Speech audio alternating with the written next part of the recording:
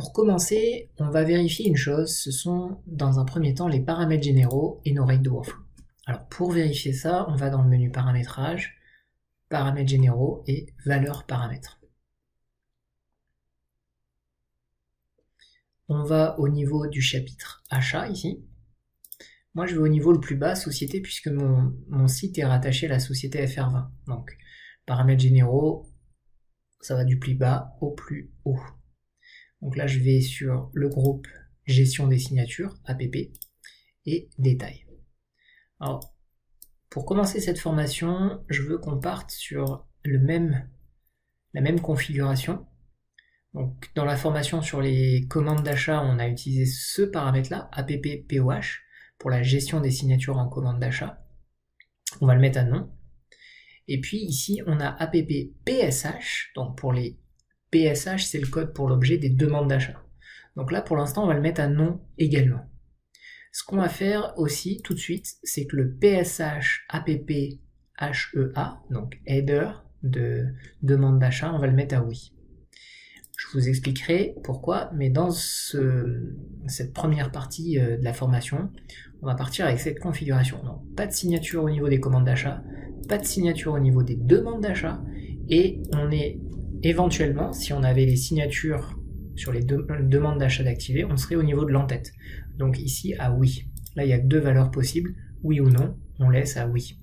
Et on enregistre. La deuxième chose qu'on va vérifier pour partir au même niveau ensemble, c'est au niveau des workflows. Donc là c'est toujours dans la partie paramétrage, mais cette fois-ci dans le sous-menu workflow, règles de workflow.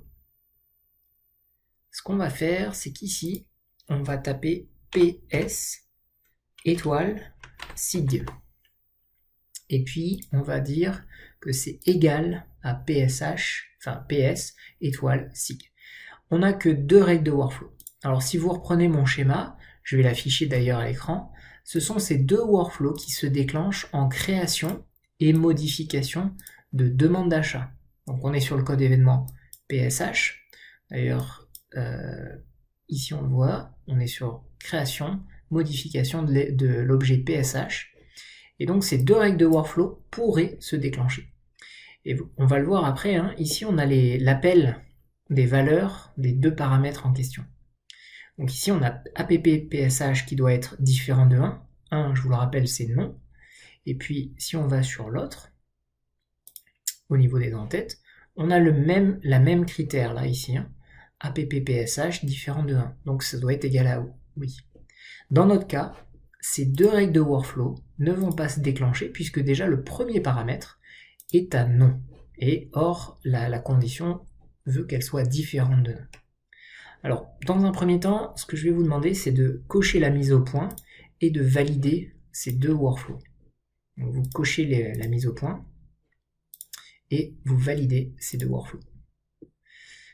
Une fois qu'on a fait ça, on va créer une demande d'achat et on va voir tout de suite ce qui se passe. Rendez-vous section suivante.